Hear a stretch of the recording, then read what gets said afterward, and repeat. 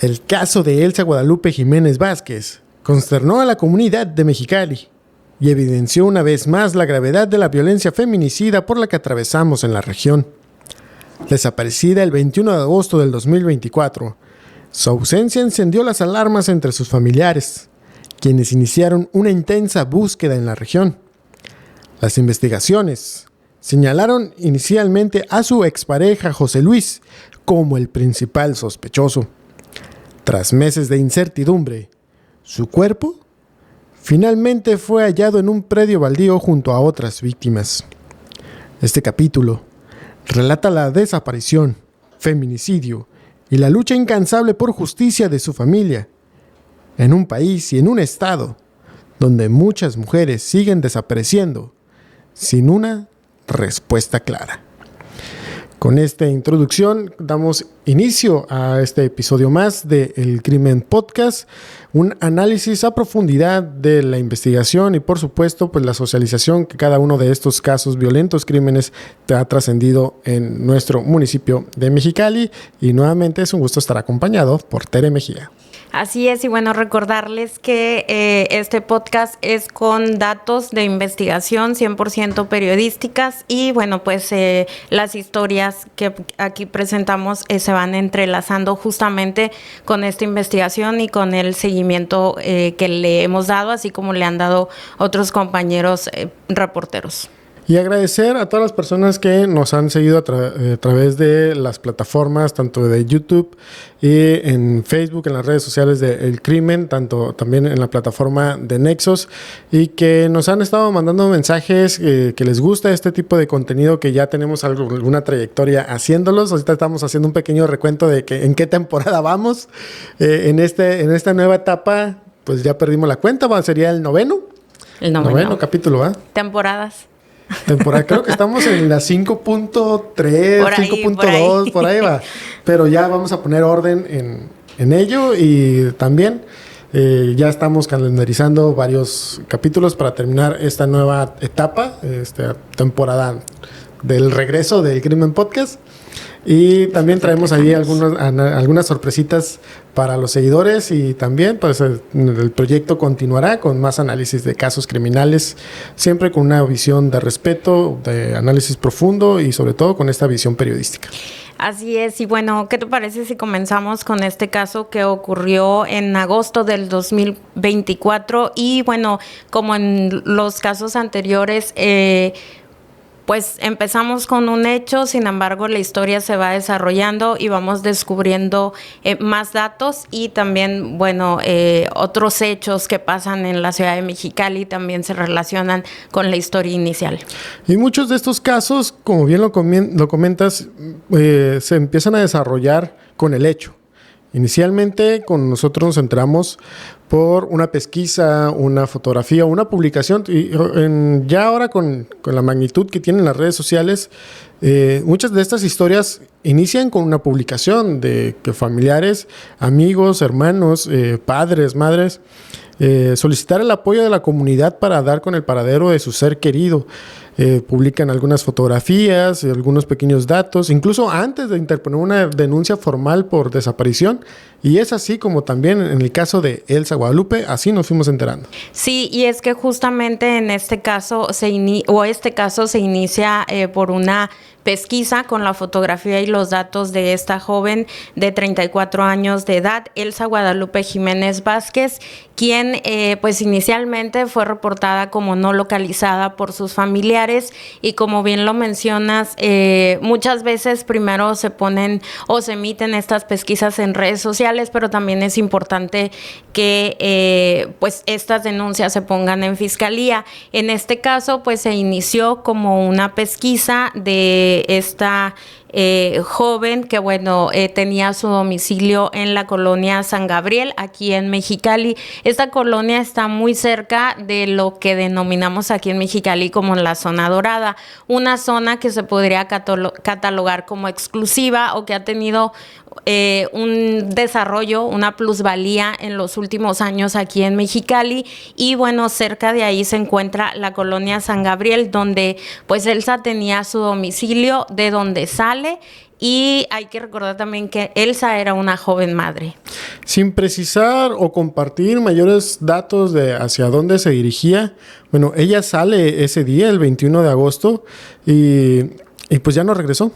Y la familia aún sabiendo que, pues que, como bien lo dices, una joven madre de familia tenía a su hijo esperándola, y sobre todo es que nadie sospecharía y no había lugar para sospechar o pensar otro tipo de circunstancias, que ella saldría como de manera habitual, ya lo hacía antes, pero ahora lo que encendió las alarmas es que transcurrían las horas y por un tiempo bastante prolongado, y que pues no tenían ningún tipo de respuesta. Trataban de entablar algún tipo de comunicación con ella, o incluso trataban de pensar como que ahorita volverá, no hay que pensar lo peor o hay que darle tiempo, pero pues esa llegada pues nomás nunca se dio. Sí, incluso lo que hacen también los familiares es, por ejemplo, tratar de contactar a amigos o a personas cercanas, o buscar en los lugares donde, en este caso, esta joven pues frecuentaba, cuando ya transcurren las horas y se dan cuenta pues que no contesta el teléfono, no regresa a casa, a pesar de que tenía un hijo pequeño. Y bueno, ahí cuando ya transcurren las horas, como bien lo dices, Miguel, pues es cuando se empieza la pesquisa o se emite una publicación en redes sociales donde pues sus familiares quieren tratar de localizarla, pero también se acude a la Fiscalía General del Estado, donde el 23 de agosto, 2 días después, pues ponen esta pesquisa. Y sin querer minimizar el hecho de la desaparición de una persona, en situaciones o en otro tipo de trabajos periodísticos que hemos hecho con la Fiscalía General del Estado, pues sobre todo con la Unidad de Desaparecidos, siempre hay un promedio de entre 24 a 48 horas donde la gran mayoría de las personas que son reportadas desaparecidas por redes sociales son localizadas. Principalmente se da este fenómeno en la reporte de desapariciones de jóvenes, que en ese plazo no mayor a 48 horas regularmente son localizados. Por eso el primer círculo de contacto son amigos cercanos, primos, incluso algunos familiares.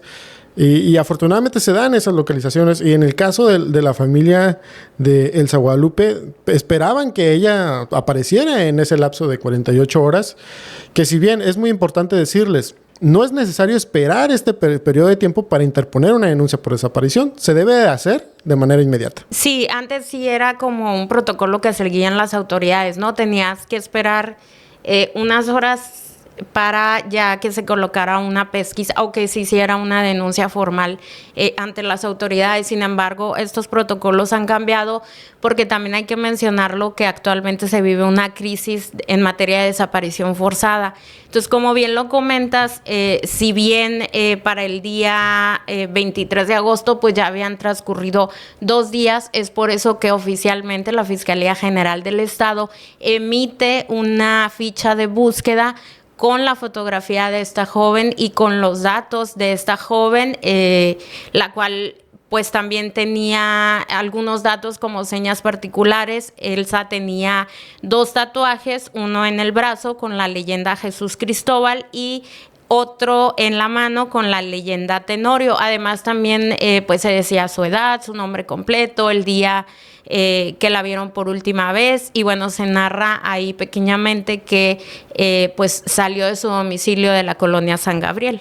Y en estos trabajos de investigación que estaban haciendo precisamente la unidad de desaparecidos de la Fiscalía Local, es el mapear de cierta manera cuál serían su principal círculo de contactos, amistades, relaciones familiares, y en este mapeo que se hace y las entrevistas que realizan de manera particular, es que poco a poco las primeras líneas de investigación empezaban ya a centrarse en la relación sentimental que Elsa mantenía con su pareja José Luis, apodado El Huicho, que ya había algunos tipos de indicios para empezar a sospechar de que algo había estado en esa situación. Y el Esta persona es el papá del hijo de Elsa y bueno, además ahí habían mantenido ella lo denunció porque demandaba una pensión alimenticia y bueno, ese asunto se resolvió y una juez ordenó que esta persona tenía que pagar pensión alimenticia para el hijo que ambos procrearon. La sentencia... digo, no me quiero aventurar a decirlo, pero por las características y por el desarrollo mismo del caso, pues el que le había denunciado, el que una juez le hubiera ordenado a José Luis a hacerse cargo de su responsabilidad hacia con su hijo, de cierta manera generó más rispidez de la que ya existía en esa relación. El hecho de que ahora él se viera obligado a parte de los ingresos que él tenía, porque estaba a cargo de una tienda de autoservicio Modelorama, pues tendría que ir hacia Elsa, porque ya no era de que si él quería o no quería, era porque ya había un mandamiento judicial de por medio. Sí, justamente él estaba encargado de una tienda de autoservicio Modelorama, que bueno, vamos a dar un poquito el contexto. Estas tiendas de autoservicio principalmente se venden bebidas alcohólicas, pero bueno, tiene otro tipo de productos y justo este comercio se encontraba también en la misma colonia donde Elsa tenía su domicilio, donde vivía con su hijo y pues de acuerdo a lo que se dijo en ese momento es que José Luis se negaba a pagar esa pensión pese a que un juez ya le había ordenado que lo tenía que hacer.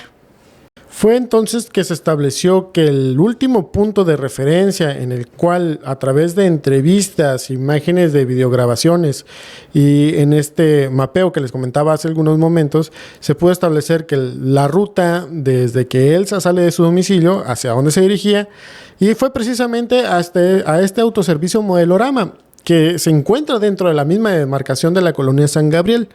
Fue allí que personas y algunos testigos la vieron ingresar a ese sitio que para todos era conocido que ahí era el lugar donde trabajaba José Luis, pero ya nadie la vio salir. Exactamente, justo este comercio se ubica sobre la calle Ortuño Jiménez y la Calzada de las Américas. La Calzada de las Américas es una vialidad sumamente transitada y bueno, Elsa acude hasta este comercio. Hasta ahí las investigaciones apuntaban en que ella pues ya no salió de ese lugar y justamente por este motivo pues el principal sospechoso era su expareja sentimental José Luis y justamente en las investigaciones pues se pidió que se girara una orden de aprehensión en contra de esta persona porque era el principal sospechoso. Además de ser el principal sospechoso, todos los elementos que obraron en la carpeta de investigación o que se presentaron ante el juez para que se pudiera dar una orden de aprehensión, era que había elementos suficientes para establecer que José Luis fue la última persona que supo del paradero de Elsa y que a través de las primeras entrevistas que le hicieron, pues se negó a proporcionar mayor información, o más bien no dio la información completa. Por ello es que se gira una orden de aprehensión, es detenido y presentado ante el juez de control para imputarle el delito de desaparición forzada entre particulares. Y aquí al delito que a él se le imputó, la desaparición forzada por particulares, pero estaba agravada por el hecho de que ella fuera mujer. Sin embargo, hasta ese momento, pues todavía se desconocía el paradero de Elsa y bueno, la pesquisa, la búsqueda de familiares, de amigos continuaba, pese a que había un detenido ya en este caso.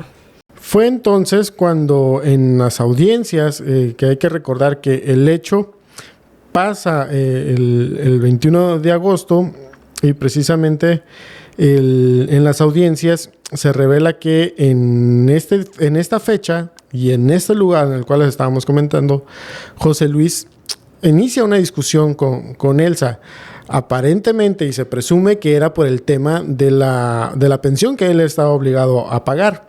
Y la discusión si bien inició con ciertas palabras altisonantes, se intensifica cada vez más al grado en el que José Luis la golpea, la ataca, se abalanza en contra de ella y aunque Elsa intentó defenderse, bueno, la fuerza de José Luis fue superior al grado de que la arrebata la vida en ese lugar, aparentemente con los datos de prueba que presentó en ese momento la Fiscalía General del Estado, pero al no existir el paradero de Elsa, fue que no se pudo imputar otro tipo de delito. Sí, todo esto se revela durante las audiencias, la audiencia inicial y la audiencia de vinculación, después de que a él se le cumplimenta esta orden de aprehensión que emitió la Fiscalía General del Estado. Y bueno, ahí se revelan estos detalles de qué es lo que ocurrió y qué es lo que pasó, o se estableció qué es lo que ocurrió en ese lugar cuando llega Elsa, cuando discuten, y qué es lo que pasa cuando él pues la violenta. Después de que pues él la priva de la vida, José Luis llama a un amigo para que le ayudara a deshacerse del cuerpo, y en ese momento llegan dos personas a bordo de un auto justamente a esta tienda de autoservicio Modelorama, ubicado en la colonia San Gabriel, suben el cuerpo al vehículo y se lo llevan. Y ahí, hasta ahí es donde es lo que se reveló en la audiencia. A tal grado llega la indignación, la desesperación de la familia de saber que este tipo de datos con los que cuenta la autoridad, que obran en carpeta de investigación y que se hicieron públicos en audiencia, y aún así no eran suficientes para poder establecer un probable paradero de dónde se encontraba Elsa. Al final sí fue esta persona vinculada al proceso penal. Desde entonces se mantiene en prisión preventiva por el delito de desaparición, pero no había más indicios, no había más información, y sobre todo en casos que ya nos ha tocado, Tere, darle cobertura, y también en varios casos que aquí les hemos compartido a través de la plataforma del crimen, es que los detenidos, los imputados y que se encuentran en prisión por desaparición forzada, nunca quieren proporcionar mayores detalles de dónde está el paradero del cerebro. Sí, es una situación muy recurrente con los casos de desaparición forzada, pese a que en muchos casos, y podemos mencionar varios casos locales, existen personas detenidas justamente por el delito de desaparición forzada y que están relacionados a los casos de una desaparición. Pues es muy difícil, o al menos a mí no me ha tocado en los años que tengo de reportera, que se revele el paradero pues de la víctima. Incluso aquí en Mexicali, en Baja California, hay personas sentenciadas hasta más de 100 años por desaparición forzada, y pues hasta el momento el paradero de las víctimas de ese caso pues no ha sido revelado, y justamente era la misma situación por la que pasaban familiares, a la par que tenían que estar pues llevando todo este proceso penal, pues también tenían que seguir buscando a su familiar y tenían que continuar con las pesquisas, compartiendo, pero también tenían que llevar el proceso penal. Entonces ahí también, si de por sí un proceso penal es cansado, pues imagínense más cansado para familiares de una persona que continúa pues desaparecida, además de que los sentimientos también de los familiares, pues cómo es posible que tengas una persona detenida quien presuntamente la desapareció y no te diga el paradero, ¿no? Lamentablemente en nuestro país es una situación que se está volviendo cada vez más recurrente. Hemos visto en los espacios noticiosos, tanto locales como incluso internacionales, lo que pasa dentro de todo este fenómeno de la desaparición forzada, que agrava más la situación de violencia, porque ahora no solamente en la estadística hablamos de homicidios violentos, sino también de desapariciones. Y en este caso, como bien lo comentas, había una persona detenida, había elementos de investigación contundentes, pero aún la familia, si bien ya había una persona responsable, pero la justicia se sentía efímera, como que no trascendía, o simplemente no era la justicia que estaban buscando. No había justicia total, era una justicia parcial, porque si bien habían detenido a una persona presunto responsable, si bien se había establecido qué es lo que pasó en ese lugar, en ese día, a esas horas, pues había todavía una víctima que no sabían dónde estaba. Entonces ahí es como una justicia a medias, digamos. Durante los siguientes 3 meses, luego de que esta persona fuera vinculada al proceso y que ya se dictaminara que permanecería en prisión, la familia continuó difundiendo la pesquisa, medios de comunicación continuamos compartiendo las fotografías, amigos y familiares replicaban que continuaran cualquier tipo de dato o indicio que pudiera llevar a su paradero, pues se lo iban a agradecer, o incluso pedían que no necesariamente se tendrían que comunicar con ellas, hablaran al 911, podría ser anónimo. Entonces, este tipo de grito desesperado hacia la comunidad para que pudieran proporcionar mayores información, pero aún así pasaron casi 3 meses sin que hubiera algún tipo de dato relevante que las llevara a su paradero hasta que lo hubo. Y regresándome también otra vez a los familiares o a colectivos de búsqueda en general o alguna persona que tiene un familiar desaparecido, es muy recurrente que cuando tú platicas con ellos, les preguntas, los entrevistas, te dicen, yo lo que quiero saber es dónde está mi familiar. Yo no quiero encontrar culpables, entendemos que hay un delito de por medio, pero también entendemos el sentir de la familia o de los familiares. Y ellos dicen, a mí nada más, un mensaje anónimo que me diga dónde está. Y justamente esta familia hacía eso, ¿no? Ellos querían encontrar a su familiar. Claro que a la par se llevaba un proceso penal, pero bueno, seguían en esta actividad y en estas actividades de búsqueda. Así transcurrió hasta los primeros días de noviembre, de manera anónima, como bien lo comenta Tere. Un mensaje fue lo que hizo la gran diferencia, y un mensaje que no llegó a la familia. Fue un mensaje que llegó a la corporación policial local, en el cual advertían que en las inmediaciones de la colonia La Pluma habría aproximadamente 5 cadáveres enterrados. Este mensaje, si bien no había certeza de la validez del mismo, pero eso sí hay que reconocer, las autoridades no lo dejaron pasar. Inmediatamente se habló con los operativos de búsqueda, con colectivos, y se organizó una jornada la mañana del 8 de noviembre precisamente para enfocar esfuerzos de búsqueda en este lugar de la colonia La Pluma. Y es que, así es como funciona parte de las actividades, no solo de los colectivos, sino también de familiares de personas desaparecidas, a través de mensajes que ellos reciben de manera anónima, donde se les alerta o se les da algún dato. Entonces ellos empiezan ya la programación de una actividad de búsqueda en el lugar donde les dijeron, en el lugar donde les pasaron el dato, y justamente este era el caso donde inicialmente participó y me atrevo a decir que fueron la única autoridad. Ya después llegó Fiscalía cuando siguió esta actividad, la unidad de búsqueda de la Policía Municipal, que en la administración pasada fue donde se crea esta unidad que no existía anteriormente en la Policía Municipal, porque había ahí, pues decían que no era competencia de la Policía Municipal. Bueno, no es competencia investigar de la Policía Municipal.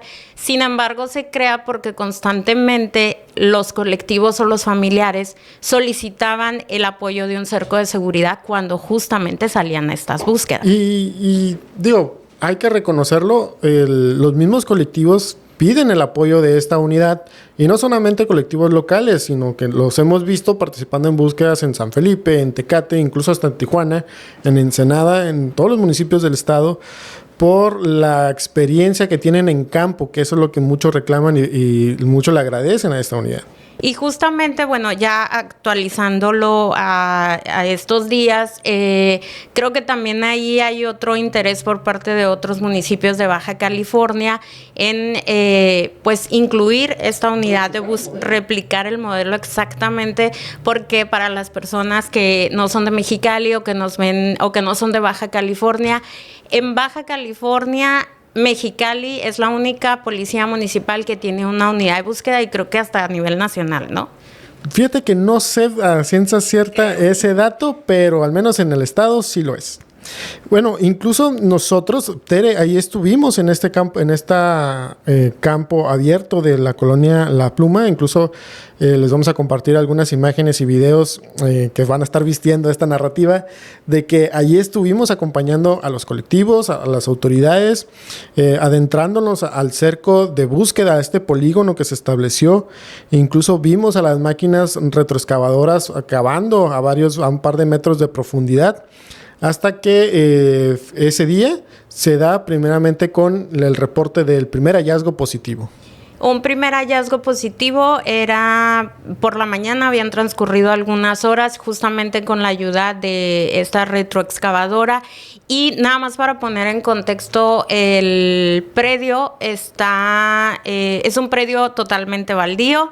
Está sobre la carretera aquí en Mexicali que conduce al aeropuerto y está en las inmediaciones de la colonia La Pluma.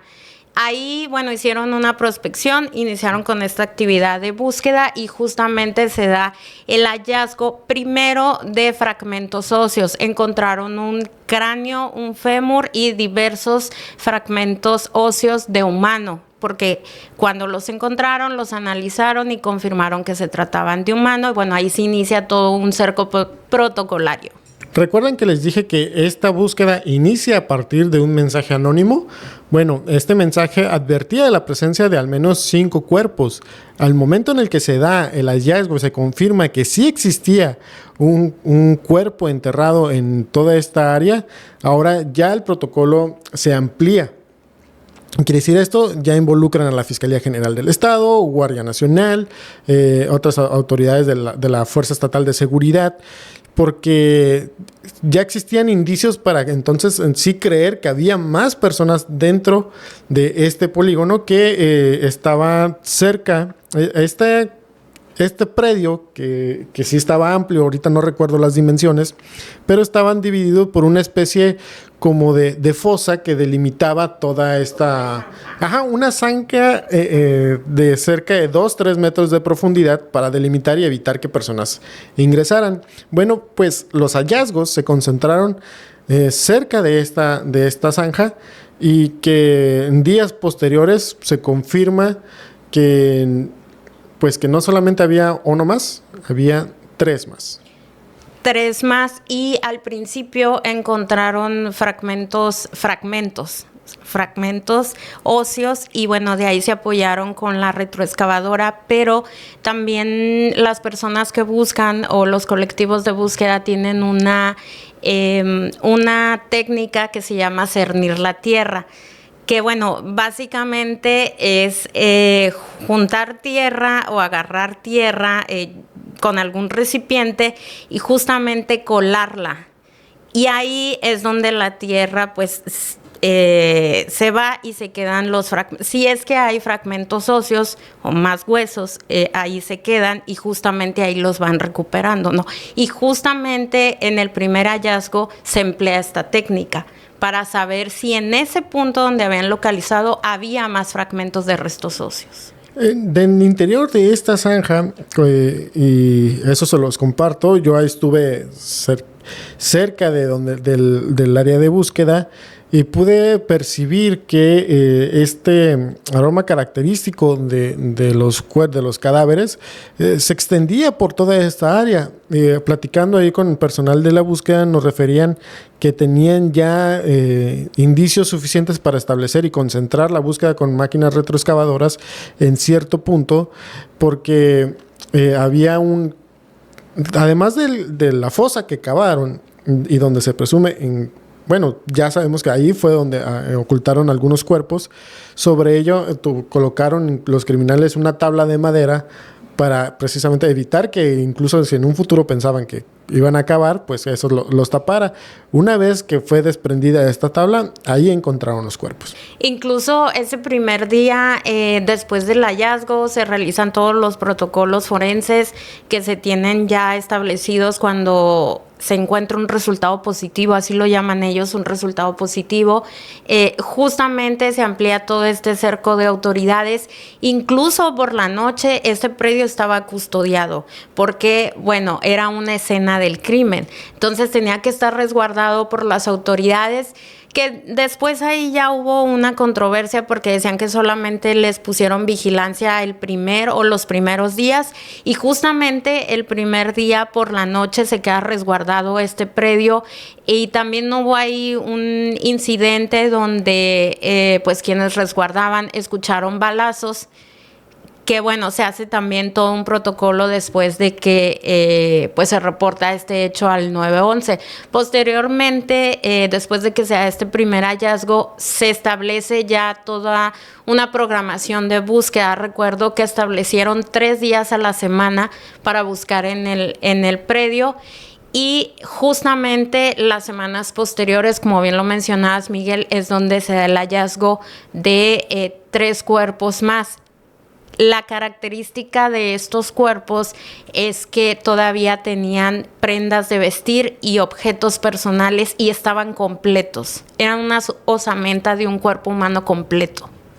Uno de estos cuerpos vestía leggings de color negro con letras de color blanco, ropa interior de la marca Champions, calzado y calcetines deportivos New Balance, que inmediatamente con los primeros indicios recabados en esta escena, inmediatamente cotejaron la información que se tenían con los registros de personas desaparecidas, y estas prendas coincidían con las últimas prendas que llevaba Elsa el día de su desaparición.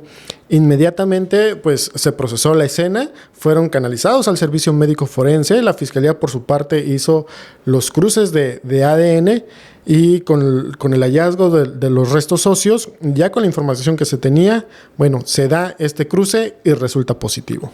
Confirman que se trata de Elsa, quien había desaparecido meses antes, quien era buscada por sus familiares, y tuvieron que pasar 4 meses para poder pues saber del paradero de Elsa. Y aquí hago un paréntesis también para decirles que que los cuerpos traigan prendas de vestir, objetos, y que los colectivos o las personas que están buscando tomen nota de cada característica de esa prenda es sumamente importante para los familiares de personas desaparecidas, porque eso los puede llevar a identificar a su familiar. Dentro de la tragedia que pasó y que continúa pasando la familia de Elsa, dentro de esta tragedia, afortunadamente ellos ya la encontraron. Hay familias, tenemos amistades con algunos colectivos que nos han compartido que han pasado años, incluso décadas, que aún no han podido descansar porque no saben dónde está su ser querido. Y bueno, a la par de que se da este hallazgo, el proceso penal en contra del principal sospechoso, que todavía no ha sido sentenciado hasta donde tenemos entendido, por eso decimos presunto responsable, pues continúa, porque si bien fue vinculado a proceso, se dictó la prisión preventiva también, sigue en prisión preventiva, se dictaron algunos meses para el cierre de la investigación y que bueno, empiece la etapa intermedia y luego un juicio oral en contra de esta persona, que ahí también habría que saber si se le va a imputar otro delito, porque bueno, el cuerpo ya fue localizado. Creo que en esa parte de la etapa intermedia, por eso se ha venido prolongando este proceso, porque están precisamente en eso, en la reclasificación jurídica. Y si bien ya fue imputado por el delito de desaparición forzada, pero pues también se le tiene que formular una nueva imputación por el delito de feminicidio y pues integrar nuevas evidencias, a la carpeta de investigación, judicializarla también y pues vincularlo al proceso. Tendría que establecer todo este esquema que conlleva el proceso penal, y por supuesto que aquí en el Crimen Podcast estaremos muy al pendiente y cuestionando a los fiscales encargados del caso en qué etapa estaríamos ya hablando de un juicio oral. Justamente ahí es donde se tiene que poner a trabajar la autoridad, la fiscalía. Desconozco si la familia tiene algún abogado particular o es un abogado de oficio, pero creo que ahí ya tendría que ponerse a trabajar las autoridades para poder armar esto de que a él se le reclasifique el delito. Y son historias que aquí debo hacer muy empezar énfasis, que necesitamos hablar de ello. Empezamos a socializar el tema de la desaparición forzada. Lamentablemente, para las autoridades hay cierta normalización del tema que no debe de ser normal, no debemos llegar a ese punto. A todo lo contrario, debemos salir a exigir inicialmente investigaciones contundentes que encuentren a nuestros seres queridos, porque lo hemos visto en los últimos años, son los colectivos, son las familias, son las mismas madres buscadoras quienes terminan realizando estas búsquedas y localizaciones. Y evidencia es este caso que les acabamos de contar, porque, bueno, si el cuerpo se localiza, no es ni siquiera porque la investigación de la autoridad, no es porque hayan detenido a una persona, es porque se hizo esta búsqueda por parte de los familiares. Son los mismos familiares y los colectivos quienes solicitan estas búsquedas en los lugares, quienes van y tienen que hacer todo un trámite para que se les programe una búsqueda, y bueno, pues son ellos mismos los que localizan estos cuerpos, y también son ellos mismos quienes empujan que se les den resultados de ADN, que es un reclamo de víctimas de desaparición forzada o de familiares que, bueno, si bien ellos hacen el trabajo, pues a veces se ve frenada ahí en los resultados de ADN porque tardan muchísimo o porque simplemente nunca se les informa. Y pues es uno de los reclamos de los colectivos, y sí hay que visibilizar el tema de desaparición forzada. Y con este caso llegamos al final del episodio 9 de El Crimen Podcast. Agradecerles que nos hayan acompañado en toda esta narrativa. Recordarles que esto se hace con un enfoque periodístico, hay un trabajo de investigación detrás, y también que nos sirva para sumar al debate, al análisis comunitario, y sobre todo empezar a cuestionarnos y cuestionar tanto las versiones oficiales como también apoyar a los colectivos en las búsquedas desde nuestra trinchera. Nosotros lo hacemos, pero también hay muchas personas dentro de la sociedad civil que están colaborando y siempre están al pendiente de estas búsquedas. Y bueno, no queda más que decir que nos sigan a través de nuestras redes sociales. Van a encontrar este y todos los casos, no solo esta temporada, sino también de la otra. Recuerden, nos pueden encontrar a través de El Crimen Podcast en Facebook, también en Instagram. Nos pueden seguir también a través de Nexos Noticias en Facebook, Instagram, TikTok, y en Spotify se estarán actualizando ya todos los capítulos y en un nuevo esquema que estaremos trabajando para seguir impulsando este proyecto periodístico. Hasta la próxima.